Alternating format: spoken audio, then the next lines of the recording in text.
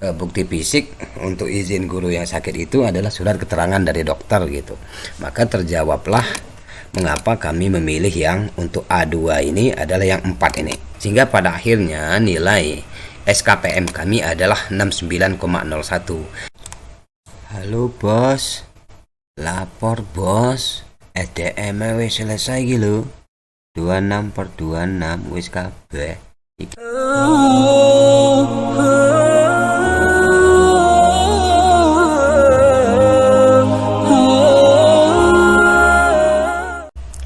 Assalamualaikum warahmatullahi wabarakatuh. Bapak Ibu tim penjamin mutu madrasah TPM madrasah yang saya hormati, pada kesempatan ini alhamdulillah saya bisa share untuk bagaimana cara kita mengisi IDM versi 2.0 tahun 2022. Namun sebelum saya ke tutorialnya, menurut pengalaman kami ada beberapa hal yang perlu saya sampaikan bahwa yang harus kita pahami terlebih dahulu adalah tahapan-tahapan penyusunan IDM oleh TPM di madrasah ya. Jadi menurut pengalaman kami paling tidak ada 4 tahapan. Yang pertama, rapat sosialisasi dan pembentukan TPM. Maksudnya sosialisasi IDM ya, dan pembentukan TPM-nya. Yang kedua adalah rapat membahas IDM manual oleh TPM. Nanti akan saya jelaskan.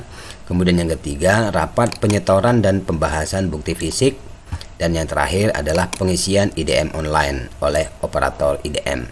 Nah, jadi Bapak Ibu, dalam setiap rapat itu ada beberapa agenda yang memang harus kita laksanakan supaya penyusunan IDM ini sesuai dengan prosedur dan yang kita inginkan bersama-sama. Kenapa? Evaluasi diri madrasah itu akan menemukan titik pentingnya adalah ketika dikatakan bahwa IDM merupakan dasar disusunnya RKAM. Artinya RKAM agar dia sesuai dengan kebutuhan madrasah, itu harus madrasahnya itu dievaluasi dulu. Apa yang dievaluasi? Bahwa untuk mengisi RKAM tahun 2023, maka yang harus kita evaluasi adalah kegiatan pelayanan pendidikan di sekolah kita atau di madrasah pada tahun 2022. Artinya berdasarkan output kegiatan yang kita input dalam laporan anggaran belanja kita di RKAM tahun 2022 itu akan menjadi acuan bagi kita. Misal ada beberapa program yang bagus dan ternyata terlaksana 100%, maka kita pertahankan untuk tahun 2023. Ada juga kegiatan yang kita anggarkan di RKAM tapi tidak terlaksana separuhnya atau tidak terlaksana sama sekali, maka itu akan kita bahas, akan kita evaluasi apa saja sebabnya gitu. Nah, jadi supaya itu bisa kita perbaiki di tahun 2023. Nah, rapat yang pertama ini Bapak Ibu, yang sosialisasi IDM dan pembentukan TPM ini agendanya adalah yang pertama seperti yang saya sampaikan barusan, evaluasi pelaksanaan RKAM tahun 2022 berdasarkan capaian output kegiatan. Kemudian yang kedua adalah penjelasan poin penting IDM P2.0. Penjelasan poin penting IDM ini yang saya maksud adalah yang ada di buku pedoman IDM ini. Jadi kita harus berdasarkan buku pedoman pelaksanaan IDM ini tahun 2022. Paling tidak, karena pada rapat yang pertama ini titik fokus kita adalah pembentukan TPM, ya kita bahaslah tentang tujuan IDM, kemudian kriteria TPM. Karena yang kita hadirkan pada rapat pertama ini adalah kalau bisa ya seluruh guru, staf dan komite gitu. Jadi tentang IDM, prinsip-prinsipnya, kemudian bagaimana pelaksanaannya, kemudian keanggotaan TPM ini apa saja dan kriterianya, itu harus kita bahas. Kemudian yang tidak kalah pentingnya adalah tugas pokok TPM itu apa aja gitu kan. Nah, baru kita ke tahapan penyusunan IDM. Nah, setelah kita membentuk TPM, maka selanjutnya adalah peng-SK-an TPM. Peng-SK-an TPM ini adalah pembuatan SK oleh kepala madrasah tentang TPM. Nah, kemarin sudah kita contohkan ya. Ini 4 dan 5 ini saya sekaliguskan saja. Setelah kita SK-kan, maka kita input SK TPM itu di portal IDM online seperti ini. Nah, di sini kalau kita lihat filenya, maka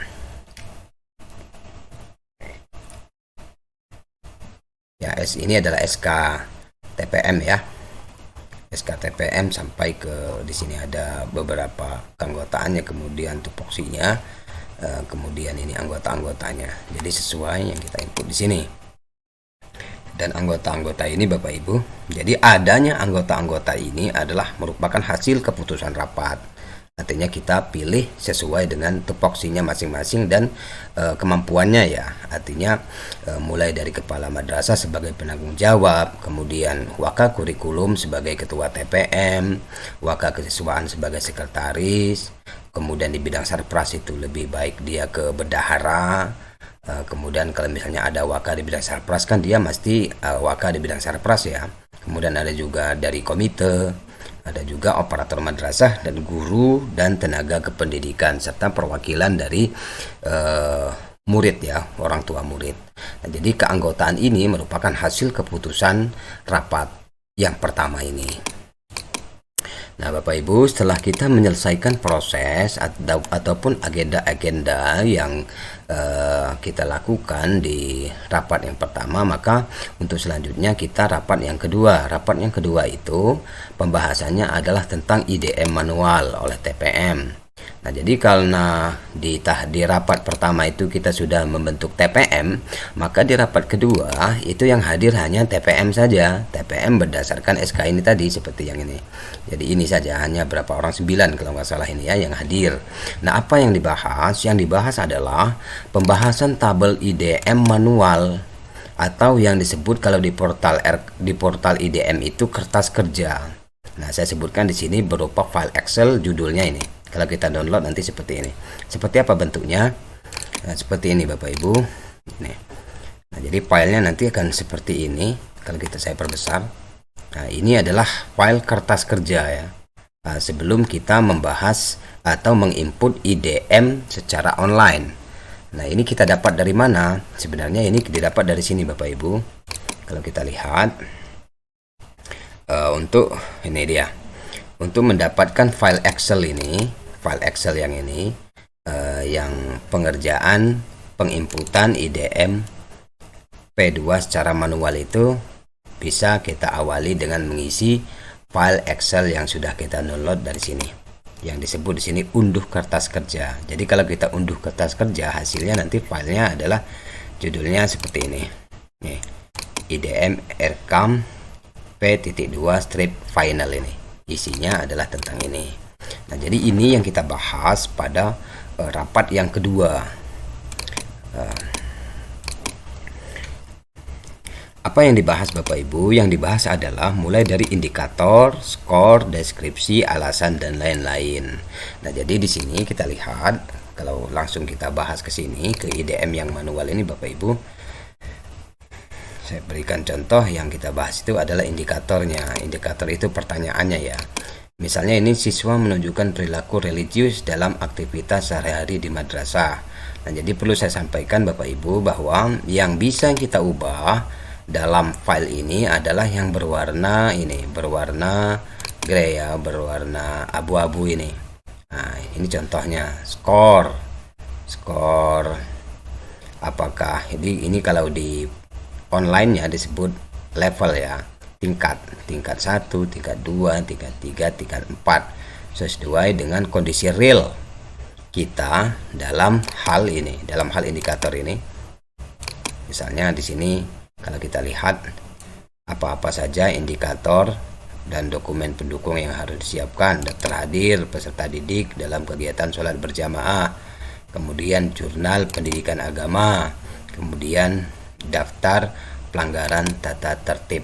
Nah, jadi kalau di sekolah kami ini kami isi dengan poin yang 2. Kenapa 2? Di sini alasannya kami memilih 2 itu karena berdasarkan bukti fisik yang sudah kami siapkan Bapak Ibu ini dalam rekapitulasi kehadiran siswa dalam melaksanakan sholat berjamaah mulai dari ini semester 2 tahun 2021-2022, artinya kan dia semester genap tahun pelajaran 2021-22 mulai dari Januari tahun 2022. Januari tahun 2022 sampai pada Desember tahun 2022.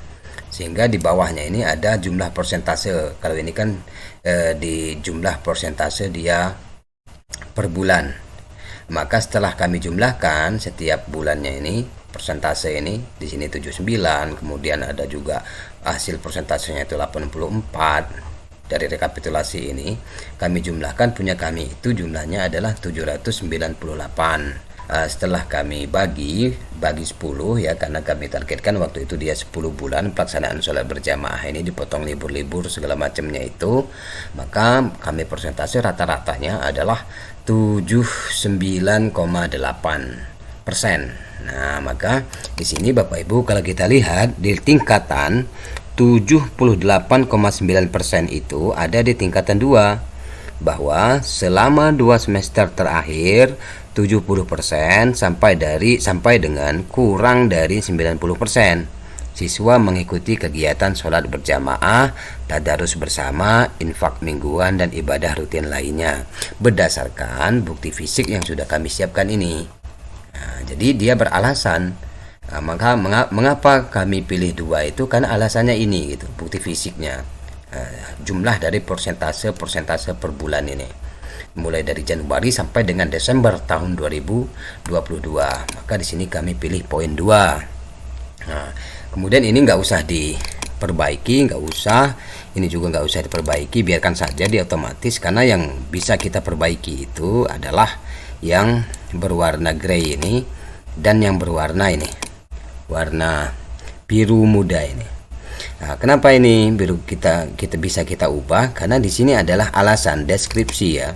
Deskripsi penyebab memberi bobot. Nah, artinya ketika kita memilih 2, maka di sini bisa kita katakan bahwa selama 2 semester terakhir 70% sampai kurang dari 90% siswa mengikuti kegiatan sholat. Nah, kalau di sini saya bikin dengan bahasa kami sendiri, karena kami ada tujuannya ya dalam memberikan deskripsi ini. Harus melahirkan dalam deskripsi ini satu persoalan, sehingga persoalan ini akan kita perbaiki pada tahun 2023. Nah, di sini untuk menjadi kegiatan prioritas kita yang direkomendasikan gitu kan. Contoh alasan atau deskripsi, semua siswa mengikuti kegiatan sholat zuhur berjamaah di masjid yayasan. Nah, jadi kan tadi kan semua siswa ini maksudnya yang ini, yang sekitar 70% sampai 90% kehadiran siswa itu mengikuti sholat berjamaah gitu. Nah, jadi di sini kami lahirkan satu persoalan bahwa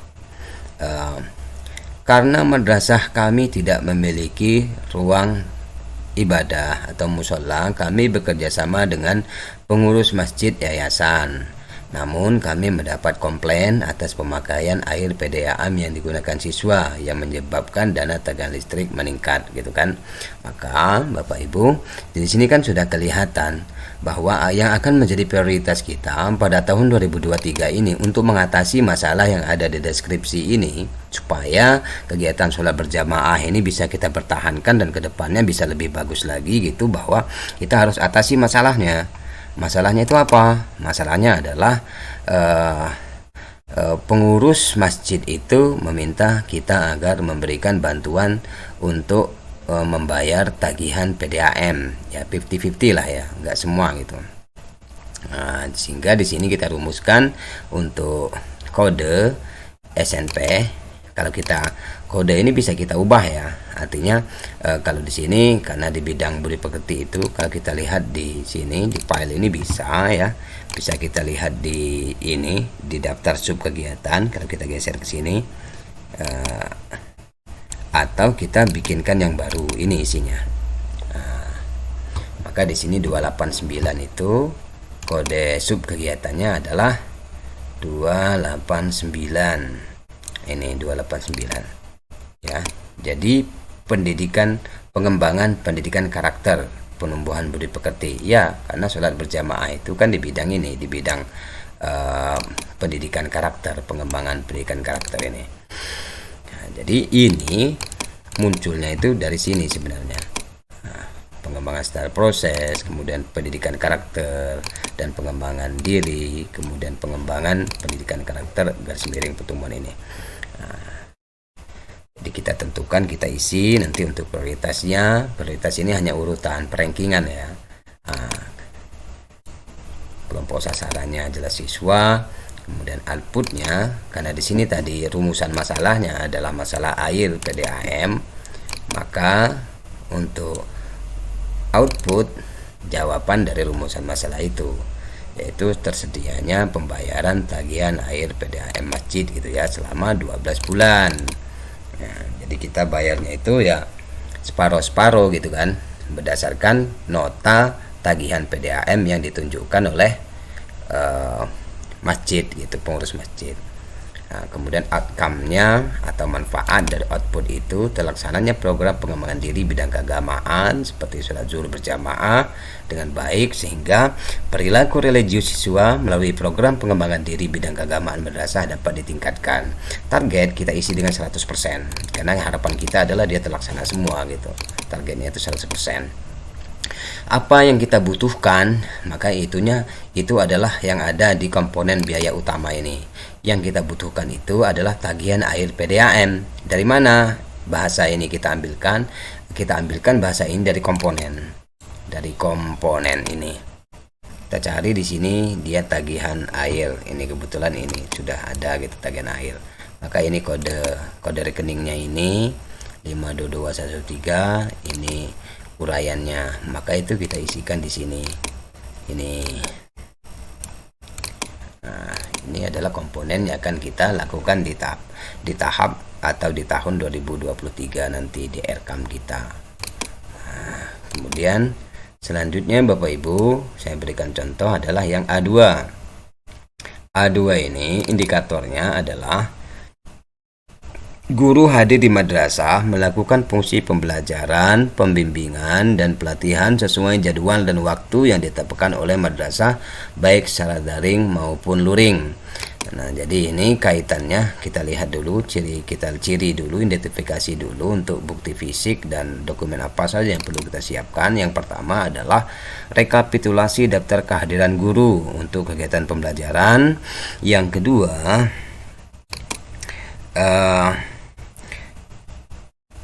untuk kegiatan pembelajaran dilengkapi dengan penjelasan pokok materi yang diberikan.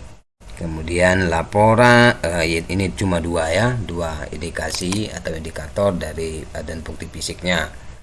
Maka kalau di tempat kami pilih dia tingkat 4. Kenapa? Karena selama alasannya itu ada di deskripsi ya. Kenapa kami pilih 4 ini? Karena ini gitu kan. Dalam 2 semester terakhir sebanyak 90% sampai 100% guru telah melaksanakan tugas mengajar sesuai dengan jadwal yang telah ditentukan.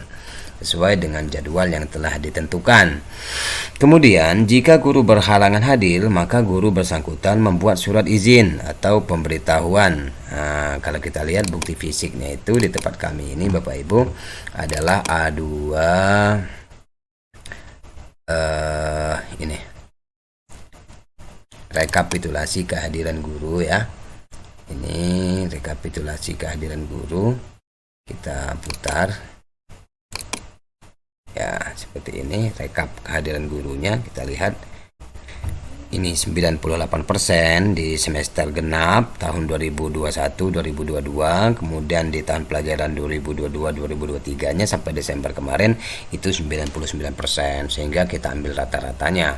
Maka pada akhirnya setelah melihat rekapitulasi itu dan menghitung persentasenya di bukti fisik itu, maka kami milih yang keempat, 95% sampai 100% guru kami itu hadir gitu. Yang tidak hadir berarti dia ada keterangan ketidakhadirannya apa. Kalau kita lihat di bukti fisik kami ini, kami juga mengharuskan guru untuk dia membuat apa? Membuat surat izin ketidakhadiran guru. Contoh ini.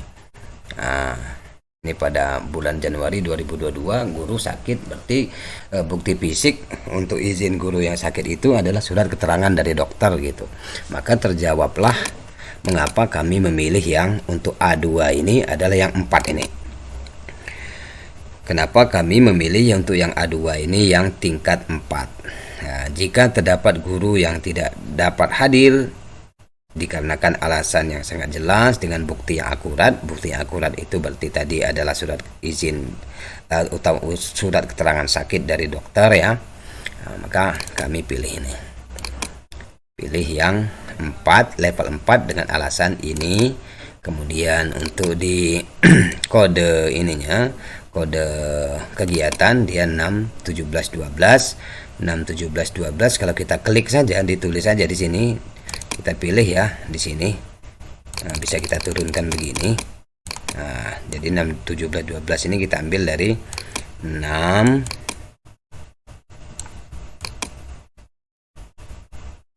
17 12 ini. Maka di sini akan otomatis, di sini juga akan otomatis, di sini juga akan otomatis kalau kita sudah pilih ini. Jadi dia akan otomatis. Tinggal kita ubah yang warna grey ini saja. Nah, kemudian selanjutnya kita lihat ke sampingnya lagi apa yang menjadi sub kegiatan kita, karena ini kaitannya dengan kehadiran guru, maka jelas adalah pembayaran honor ya. Adalah pembayaran honor GBPNS dan tenaga kependidikan. Maka di sini yang menjadi output kegiatan terbayarnya honor rutin GBPNS ini kita ketik ya, selama 12 bulan gitu kan. Tujuannya adalah untuk kesejahteraan GBPNS. Kemudian target kita laksanakan 100% di tahun 2023. Ya, kemudian kita pilih untuk komponen biaya utamanya adalah kita cari di sini tadi, karena ini bidang honor maka honor rutin ya. Kita cari di komponen ini, kita ketikkan sini Ctrl F, honor rutin GB gitu saja. Nah, maka dia akan menuju ke sini, ke yang ini. Maka kita pilih ini untuk apa namanya itu, kode kegiatannya, kode rekening kegiatannya, untuk satuannya OB ya. Maka kita pindahkan ke sini, ke IDM tadi yang ini. 5211 honor rutin bagi tenaga kependidikan atau tenaga kependidikan bukan PNS pada madrasah, atau honor rutin GBPNS bisa ya. Kalau di sini kan biasanya ada honor rutin GBPNS. Ini honor rutin GBPNS. Jadi ini yang benar ya, yang honor rutin GBPNS kebaikan madrasah. Oh tidak, yang ini honor rutin GBPNS saja. Kita copy, kemudian kita pastekan ke yang tadi. Sini untuk nomor rekeningnya sama, karena nomor rekeningnya sama. Honor rutin bagi GBPNS. Gitu. Nah, ini kaitannya dengan kehadiran. Selanjutnya Bapak Ibu yang kita bahas dalam IDM yang manual ini adalah misalnya, saya misalkan saja ya, untuk yang A5 ini misalnya, siswa aktif membaca atau meminjam buku yang tersedia di perpus termasuk perpustakaan digital. Kami di sini pilih yang 3. Kita lihat alasannya. Kalau kita lihat ketentuannya yang ini ya, kalau 3 yang ini maksudnya. Kami pilih yang 2 ya, ini 2. Karena dalam 2 semester terakhir 70% sampai kurang dari 80% siswa membaca atau meminjam buku di perpus. Nih kita lihat di sini. Sementara ini ruang perpus kami itu memang kurang ya, dikatakan kurang terlalu pas lah ya untuk sesuai standar, tapi paling tidak kami punya perpus dan kami punya administrasi pinjam ininya, pinjam meminjamnya, dan ada tempat bacanya juga. Tapi ingin kami kembangkan pada tahun 2023 nanti bahwa di daerah sekitar tempat madrasah kami itu ada di situ biasanya perpustakaan keliling milik perpustakaan daerah ya, punya kabupaten, dan pengurusnya itu kebetulan berada di wilayah kami. Nah, jadi kami ingin untuk menambah referensi buku bacaan siswa dan guru, maka kami akan mengadakan kerjasama dengan perpustakaan milik Pemda itu. Sehingga di sana kunjungan siswa ataupun guru di perpustakaan keliling itu bisa kami datangi atau bisa kami datangkan gitu ke madrasah.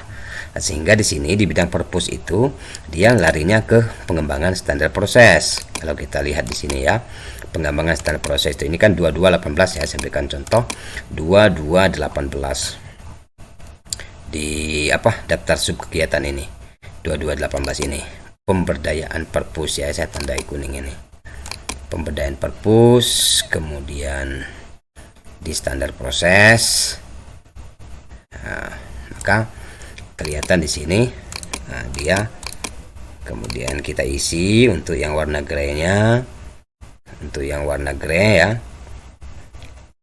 Ini urutan prioritasnya, ini adalah sasarannya, ini target ya, output kegiatannya ini kalau ya output kegiatannya adalah tersedianya fasilitas sarana dan prasarana kunjungan ke perpustakaan keliling milik Pemda. Nah, jadi satu paket, kami bikin satu paket. Nah, outcome-nya adalah untuk meningkatkan minat siswa meminjam atau membaca buku dapat ditingkatkan melalui kerjasama dengan perpustakaan keliling milik Pemda. Nah, sekaligus menambah ya buku referensi bacaan baik bagi bu guru dan siswa. Nah, jadi target kami 100% terlaksana di 2023. Yang kami butuhkan adalah buku tulis hardcover untuk membuat daftar kunjungan khusus untuk yang perpustakaan keliling itu, gitu ya. Kemudian karena kita juga melibatkan tenaga dari luar, sekolahan juga memberikan satu fasilitas berupa ya bantuan berupa makan siang pada hari itu, pada jadwalnya. Jadi tidak setiap hari kan, paling tidak 2 atau 3 hari itu perpustakaan keliling itu datang dalam 1 minggunya, sehingga madrasah kami anggarkan untuk petugasnya, pegawainya kami berikan makan gitu kan, untuk di tahun 2023 nanti.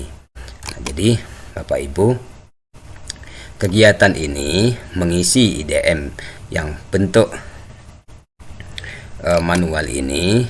Sekali lagi kita fokuskan ke kolom yang berwarna grey ya, yang berwarna abu-abu ini. Dari sini yang H ini, kemudian kolom N, deskripsinya disesuaikan saja dengan yang sudah ada. Bisa juga kita ambilkan deskripsinya itu dari sini bisa. Misalnya ini tingkat 4 misalnya, selama 2 semester terakhir 90% sampai 100% siswa mengikuti kegiatan sholat berjamaah, tadarus dan lain sebagainya itu.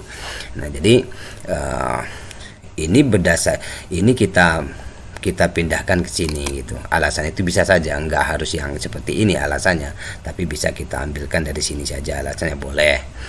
Tapi untuk memilih tingkatan itu kita kan harus ada bukti fisiknya. Nah, kalau kami ini kan hanya contoh, kami pilih 2 ini. Sementara punya kami tadi untuk yang daftar hadir sholat berjamaah itu ya seluruh siswa gitu ya. Seluruh siswa selama dia tidak berhalangan gitu. Dia mengikuti sholat kegiatan berjamaah itu gitu dengan persentase kehadiran seperti ini. Nah, jadi sampai ke bawah setelah semuanya sudah kita isi seperti yang saya jelaskan tadi per kolom setiap kolomnya Bapak Ibu sampai ke bawah seperti itu caranya. Dan pada akhirnya nanti ini kan otomatis skor kinerja penjamin mutu ini SKPM-nya. Sehingga akan terlihat di bawah SKPM hasil kita mengisi secara manual ini nantinya ini 69,01. Jadi punya kami ini sudah kami kerjakan, sudah kami bahas dan kami isi termasuk bukti fisiknya seperti ini gitu. Sehingga pada akhirnya nilai SKPM kami adalah 69,01. 69,01 itu kalau kita lihat di pedoman RKAM ini, IDM ini, statusnya Bapak Ibu adalah baik ya. Kita lihat di skor akhirnya untuk SKPM, untuk statusnya ya. Ini kita lihat di sini 69. Tadi kan nilai kami ini 69,01. 69,01 itu kalau di sini ini ya bernilai baik gitu kan. Nah, bisa cukup, bisa baik, bisa sangat baik. Nah, jadi itu sesuai dengan kejujuran kita dalam mengisi yang ini, dalam memilih level tingkatan berdasarkan bukti fisik yang sudah kita siapkan gitu ya. Baik Bapak Ibu, itu adalah isi daripada rapat ini, rapat yang agenda pertama dalam rapat kedua pembahasan IDM manual oleh TPM. Nah, jadi sekali lagi itu kita dapat dari sini, dari unduh kertas kerja di portal RKAM, di portal IDM kita ini. Selanjutnya Bapak Ibu, yang kedua setelah kita bahas itu, kita identifikasi bukti fisiknya. Tadi sekaligus sudah saya contohkan identifikasi bukti fisik. Kita misalnya kita buat satu tabel checklist seperti ini Bapak Ibu. Misalnya kita A1 itu apa saja bukti fisik yang harus kita siapkan: daftar hadir, rekap infak mingguan, jurnal guru BK, kemudian rekapitulasi pelanggaran tatib gitu ya. Ini adalah bukti fisik yang harus kita siapkan untuk mengisi A1 ini. Nah, saya berikan contoh di sini. Misalnya A1 ini dia. A1 mulai dari daftar hadir sholat berjamaah genap ganjil 2022, kemudian jurnal guru BK, kemudian rekapitulasi pelanggaran tatib madrasah. Itu yang untuk A1, A1, A1, ABC. Ada 3 bukti fisik. Nanti inilah yang akan kita input ke portal IDM kita. Ini yang saya maksud di sini identifikasi bukti fisik. Kemudian setelah kita mengidentifikasi bukti fisik itu Bapak Ibu adalah penentuan PJ untuk masing-masing bukti fisik. Nah, jadi anggota TPM itu akan dibagi tugasnya. Misal setelah kita identifikasi bukti fisik yang ini, yang di file ini kan sudah kelihatan. Misalnya yang daftar di kegiatan sholat berjamaah, ini adalah tugasnya wali kelas. Kita tulis di sini wali kelas yang ngerjain gitu kan. Kemudian rekap hasil infak mingguan. Oh, di sini bendahara nih, tukang tagih infak misalnya. Kemudian jurnal guru BK, berarti di sini tugasnya adalah guru BK. Kita untuk guru BK. Maka ini tadi guru-guru ini adalah nanti mintanya tim TPM ini kepada ini jurnal, berarti minta ke guru BK. Kemudian rekap hasil infak minta kepada bendahara. Nah, ini A1 ini bagian siapa gitu. A2 ini bagian siapa. Nah, ini yang saya maksud sampai ke ini. Sampai ke misalnya yang E ini. Dokumen hasil IDM rekam, dokumen capture, berarti ini adalah tugasnya operator bidang IDM rekam yang kemarin kan. Kemudian ini semuanya adalah urusan operator. Maka di sini yang bertugas nanti adalah operator untuk yang E ini, E1 sampai E3 gitu. Ini yang saya maksud dengan penentuan PJ untuk masing-masing bukti fisik ya. Yang terakhir adalah penentuan tanggal maksimal penyetoran bukti fisik. Nah, jadi guru-guru atau tim TPM ini tadi setelah ditentukan pembagian tugasnya PJ masing-masing berdasarkan ini file yang daftar bukti fisik checklist. Ini yang sudah artinya sudah kami upload ya, sudah kami siapkan. Yang belum berarti nanti ditandai merah saja. Sesudah itu baru kita tentukan kapan anggota TPM itu sudah mengumpulkan kemudian menyetorkan bukti fisik kepada operator IDM online. Jadi misalnya targetnya seminggu gitu kan, berarti minggu depan kita kumpul lagi, kita rapat untuk membahas apa ini. Yang rapat yang ketiga ini, penyetoran dan pembahasan bukti fisik. Nah, ketika rapat yang ketiga, agendanya adalah mengisi checklist penyetoran bukti fisik. Ini yang saya maksud, checklist ini. Dicek A1, siapa PJ-nya, mana, rekap keadaan siswa, dicek apa kekurangannya. Diidentifikasi sekaligus ini ya, yang mengidentifikasi kekurangan. Jadi 1, 2 ini mengisi checklist dan mengidentifikasi. Kemudian misalnya di sini ada B2, rekapitulasi daftar guru dalam kegiatan MGMP MGPK. Ini misalnya tugasnya Waka bidang kurikulum, sudah apa belum gitu kan. Jadi kita checklist ini.